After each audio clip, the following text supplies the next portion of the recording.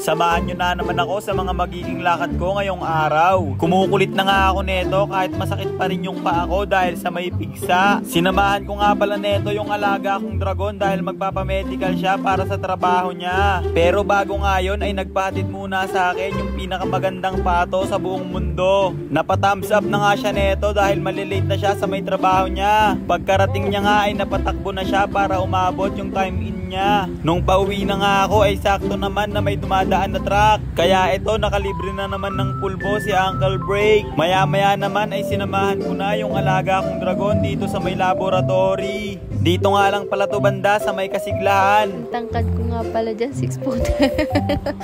At ang unang ginawa nga sa kanya ay sinukat ang kanyang height. Sabi niya nga daw 6-footer siya. Ganyan pala yung itsura ng 6-footer na dragon. Matapos nga yung ilang mga laboratory sa kanya ay nagaya naman na siyang gumala. Nagugutom na nga raw pala siya kaya gusto niya na raw bumili ng pagkain. Dito ko nga rin pala naalala na hindi ko pa napapa-change oil yung motor ko na si Snow. Napakainit nga pala ng mga oras na ito kaya hindi na kami lumayo. Kaya dito lang kami pumunta sa may Primark Kasiglahan para magpalamig sa aircon. Sabi ko nga ay picturean niya ako dito kay Baymax na kulay pula. Pero binidyohan niya pala ako. Umakyat na nga rin pala kami neto sa may second floor para maghanap ng hindi namin alam kung ano. Ang astig pala dito dahil merong bilyaran sa may taas. Libre nga lang pala rito maglaro basta aarkilahan mo. Meron nga rin pala ditong amusement park na para sa maliliit na mga bata.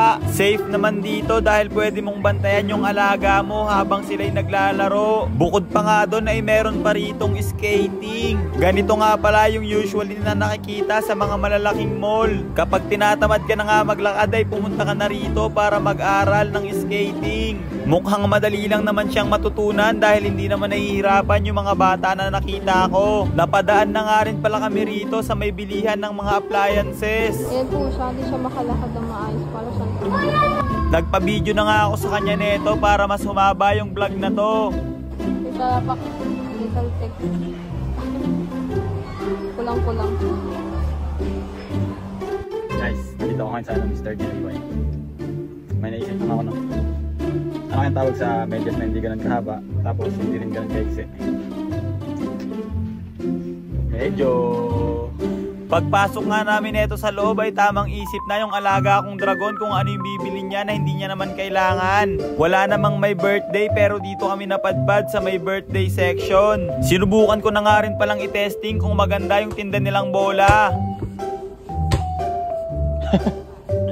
ay